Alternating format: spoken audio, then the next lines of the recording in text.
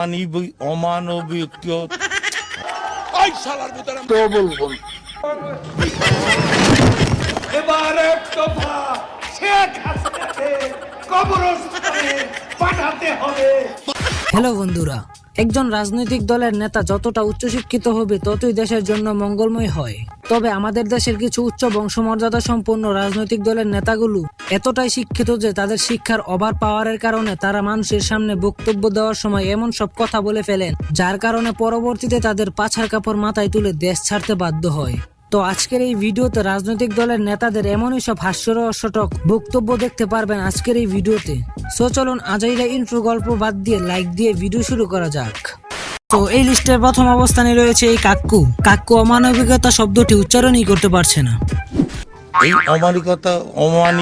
অমানবিক जीवट के अरे कहना क्या चाहते हो? অমানবিকতা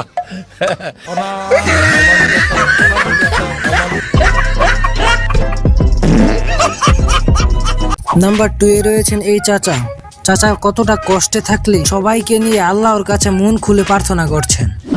ওই শালার ভিতরে মুনাজাত কর আল্লাহ তোমার কাছে বিচার দিলাম। ওই দেখো মনে মনে খুবই শালা। ये सब क्या देखना पड़ रहा है? अच्छा है मैं अंधा हूँ। নাম্বার 3 এখন দেখতে পারবেন উচ্চ বংশমর্যাদা সম্পন্ন শিক্ষিত একজন ভদ্র মহিলাকে। মাননীয় প্রধান পটুয়াখালী তৃতীয় 1320 মেগাওয়াট ক্ষমতার বিদ্যুৎ কেন্দ্র স্থাপনে শেখ কামাল আপনারা দেখলেই বোঝা যায় আপনি উচ্চ শিক্ষিত। পূর্তি সেতু মন্ত্রীর পূর্তি কৃতজ্ঞতা নিশ্চয়। নাম্বার 4 এখন দেখতে পারবো আরেকজন শিক্ষিত ভদ্রলোককে।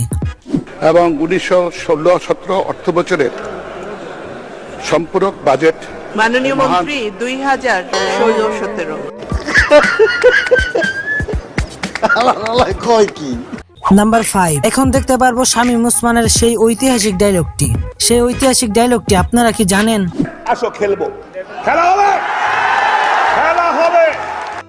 সো নাম্বার 6 এবার চলুন দেখে আসি ওবায়দুল কাক্কুর কিছু বেস্ট ডায়লগ যেগুলো নেট দুনিয়ায় তুমুল ভাইরাল। সো এর মধ্যে রয়েছে অন্যতম শেখ হাসিনা আল্লাহর ইমানদার বান্দা। সো চলুন ওনার মুখ থেকে শুনে আসি। হাসিনা ভাগ্যবতী, আল্লাহর ইমানদার বান্দা, এবং সেজন্যই বাংলাদেশ ও 10 নম্বর মহাবিপদ সংকেতের মধ্যে তেমন ক্ষয়ক্ষতি সম্মুখীন হয়। আওয়ামী লীগ কচু পাতার উপর ভোরের শিশির বিন্দু, টোকা লাগলেই পড়ে যাবে, একথা যদি মনে করেন। নাম্বার 7 এবারের যে ডায়লগটি রয়েছে সেটি হলো আমি কিছু বলবো না। তো বলবো তোমাদের আমরা যে নামটি জানতে পেরেছি সেটি কি আসলে সত্যি? না, সেটা ভুল। 10টা মিনিটও সহ্য হয় না, 15টা মিনিট সহ্য হয় না, এতদিনের অপেক্ষা একটু এখন অপেক্ষা কার জন্য? আপনার জন্য। নাম্বার 8 এবার রয়েছে একটি ওল্ড ডায়লগ যেটি হলো আমরা করোনার চেয়ে শক্তিশালী। করোনা এমন কোন শত্রু শক্তি নয় যাকে পরাজিত করা যাবে। আমরা করোনার চেয়ে শক্তিশালী।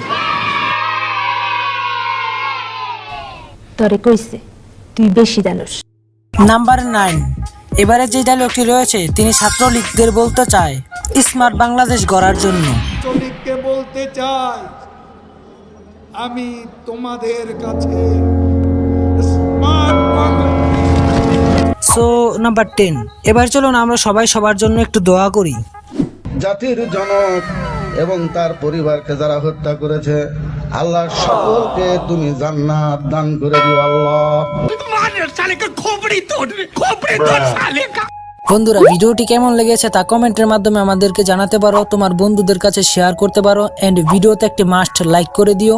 চ্যানেলে নতুন হলে সাবস্ক্রাইব করতে পারো। সো নিজের খেয়াল রাখবে। আল্লাহ হাফেজ।